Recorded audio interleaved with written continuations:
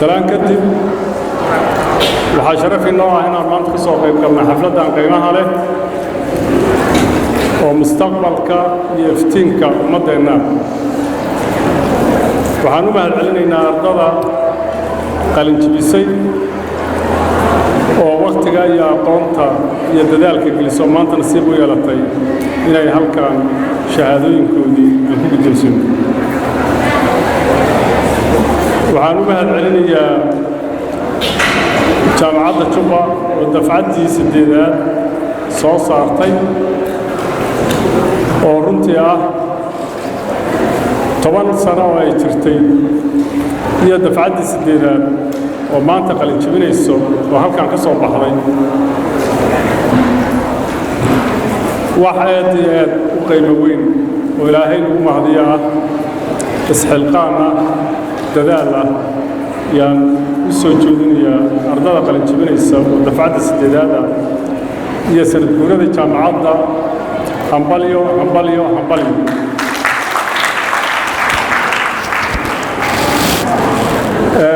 sida muuqato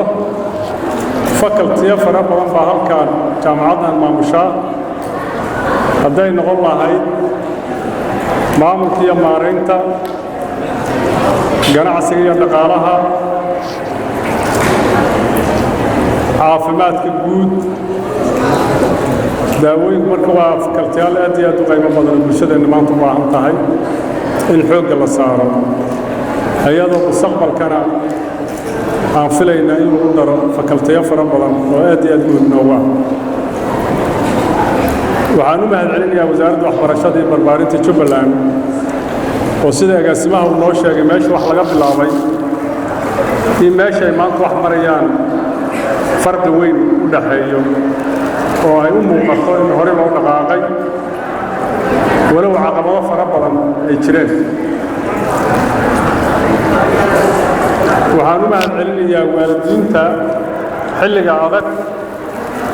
oo Soomaaliya xaaladeeda aad ogtihiin xagga ammaanka iyo xagga horumarinta ee shaqadaba ay baabasanaayeen hooyooyinkii aabbayaasha ku dadaalay inay ubadkooda wax baraan oo guddiga xirtaan oo duruuf kasta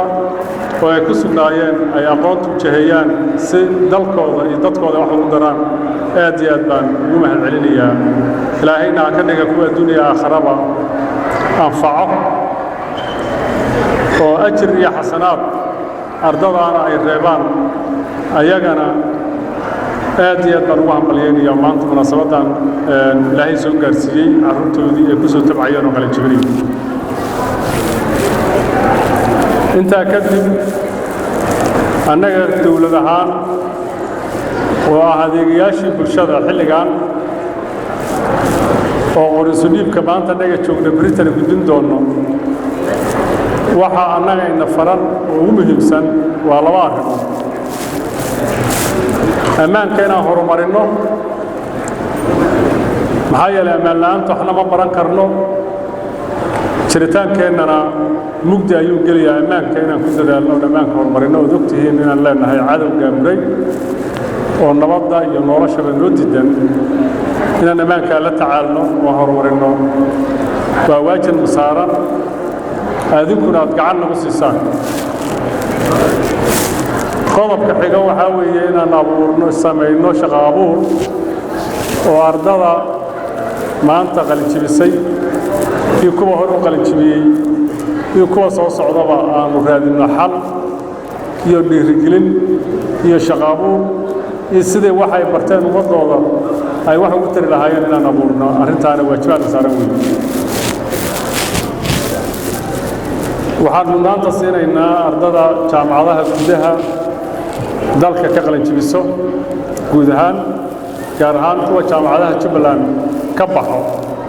waxaanu samayn doonaa mudnaanta koowaad inaan fursadaha shaqada u samayno yaalay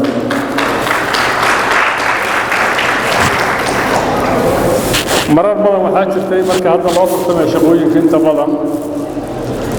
ardada jaamacadaha dibadda ka timid sida kuwa Nairobi iyo deegaanada kale ka soo baxa baa fursad badan heli jiray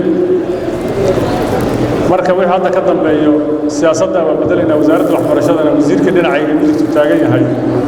waxaan mudnaanta ku waasiin doonaa ardada jaamacadaha dalka ka soo baxdo khaasatan kuwa jaamacadaha Jubbaland ka soo baxo oo ayaga xaq u leh in fursadda la siiyo markaan oo ku hadlayo magacayga kan madaxweynaha kan golayaasha dowlad goboleedka Jubbaland iyo dhammaan wadada reer Jubbaland mar labaad waxaan idin soo gudbinayaa hambalyo kadib waqtiga cariiri ah salaada maqrib aynu soo hayso khudbadihii iyo taariikhihii hore baa looga wada hadlay guddiga arrimaha bulshada ee baarlamaanka guddoonkoodii wada arkayseen iyo meeshuu tooganayay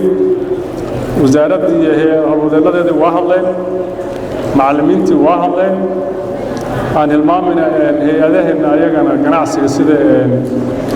hay-adihii kala gedisnaa oo gacanta siiyey halkaan lagu xasumay maanta kambaniyadii shirkadihii kala gedisnaa ayagana u mahadcelinaya mas-uuliyiintooda waxaan leeyahay waxa adinkuna dhinaca ganacsiga iyo dhinaca aad samaynaysaan shaqo abuurkana waa laydinkaga fadhiyaa waxbarashada inaad kaalmaysaan ood gacan siisaanna waa laydinka fadhiyaa haddii ilaah yidhaahdo